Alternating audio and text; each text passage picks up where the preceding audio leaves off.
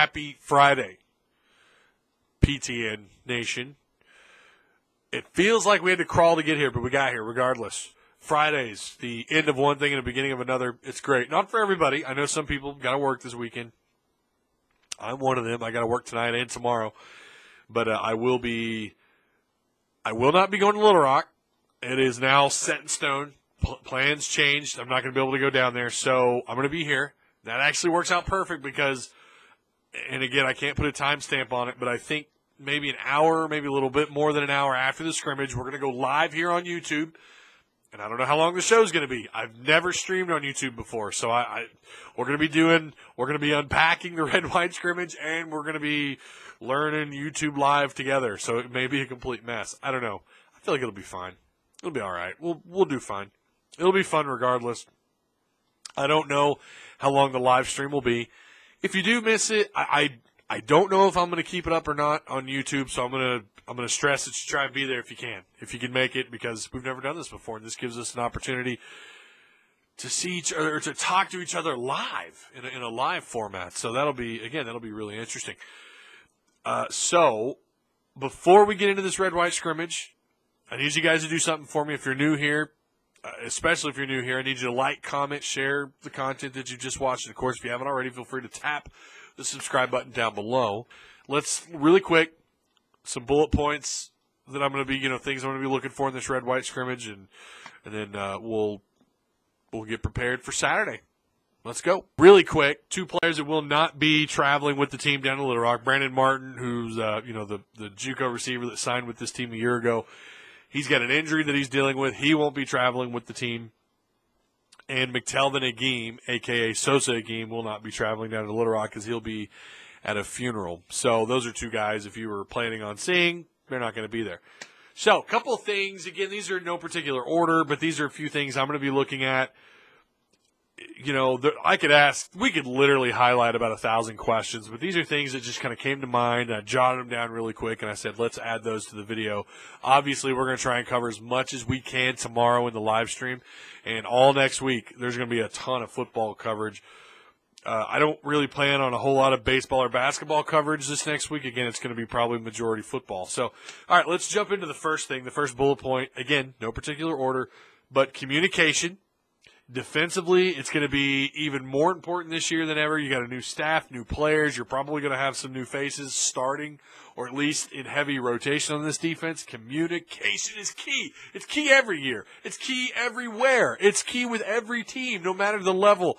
Junior high, high school, college, pro. Communication is key, but I want to see this new staff establish that with these players. Dre Greenlaw, Scooter Harris, Ryan Pooley, Santos Ramirez, guys that have been around. I want to see them communicating, and when they're doing it, because you'll see them reach out and they're shouting at someone, or they're trying to, they're bumping the defensive end, they're slapping them on the butt, telling them to move around. In one form or another, I want to see these guys communicate, and that's got to be high on Chavis's list of things this defense better be doing. Communication, it's got to be up there. The second bullet point, kind of goes hand in hand with communication. But you're about to scrimmage against. It's not like they have. This will be, I think, the third scrimmage, and they practice against these guys day in and day out. But I want to see them line up and be prepared by the time the next play is happening. I want to see them in place. I don't want to see guys looking around, lost, confused. You could probably expect that with the 2s and 3s, but if they're doing 1s versus 1s, which I think is what they're doing. If you're doing 1s versus 1s, those 1s better know what's going on. I know it's just a spring scrimmage. There's a lot more of practices and things they got to do in between now and September, or now in their first game, week 1. But it's going to be a really good sign if we're seeing those 1s communicate, and if they're lining up in the right spot and nobody's out of position and they're lined up and ready to go by the time that snap has happened and the next play has happened. And then when that play is over with, line up again. Get the call from the sidelines, line up and be prepared. Bing, bang, boom, right? Be lined up, be on time, be prepared for the next play. That's another big thing, especially with how much the high tempo has affected college football. Everybody runs it now. Or if they don't run it every play, they run it the majority of their plays. So, again, that's going to be a really big deal. It's going to be nice to see them, display that they're prepared for that in the spring scrimmage. It'd be nice to see that. The next thing for the offense, I want to see whoever it is at quarterback. I don't care who it is, if they're working with the 1s, 2s, 3s. I don't care. I want to see a quarterback just look smooth, polished, and like they understand what they're doing and what their role is on every play. I want someone to step up and look like they know what they're doing every play. I've heard that Ty Story caught on really quick, and then Cole Kelly started off slow, but now Cole Kelly's starting to rein in this offense a little bit. Chad Morris said, I think 2-3 weeks ago, that this offense has about 25% of the playbook down. So, and I don't know how many plays they're going to run. I know they want to practice. They're going to have a lot of plays. I don't know how many of them are going to be the same plays with the same routes, the same route tree.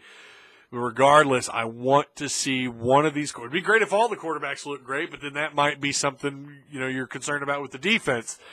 But they do expect. Chad Moore said they're going to be pressured. They're going to be put into some hard situations. I want to see them handle those the right way. Cole Kelly surprised me last year. I can remember when he started against Alabama, he looked poised and calm. He's got a lot of work. His mechanics, his footwork, all that. He's got a lot of work. But that was one thing that he did that I thought was really impressive. He didn't freak out under pressure. He just stood in the pocket and delivered, at least tried to complete a pass. Didn't freak out, didn't try to run away all the time, didn't go into panic mode. But I want to see that same thing in this scrimmage. I'd like to see it from all of them, but I'd definitely like to see it from either Ty Story, Cole Kelly, or Dalton Hyatt. Just smooth. And when we're reading that stat box, you can see the high completion percentage. That's really from the quarterbacks the one thing I'd like to see the most, just smooth play during the scrimmage. And just the last thing, who's going to be the go-to guy? Who is someone on this offense that stands out? It seems like every scrimmage, doesn't matter who it is, there's always someone on the offense that stands out one way or another, whether it's a running back, a receiver, tight end.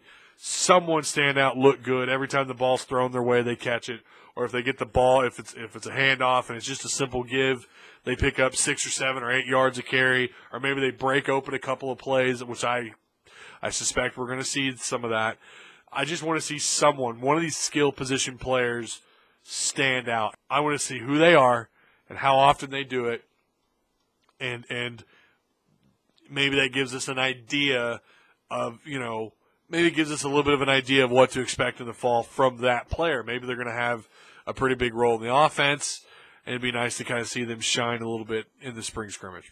So those are just a few things. Again, we could go on and on about the things but that would be a 20-minute long video. Again, we're going to try and cover what we can tomorrow in the live video. I'm looking forward to seeing you guys there. Remember, tap the bell.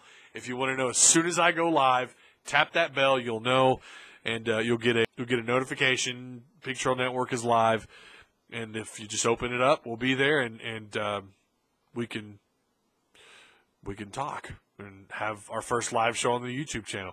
Thank you guys so much. Remember to like, comment, share the content that you just watched. And of course, if you haven't already, tap the subscribe button.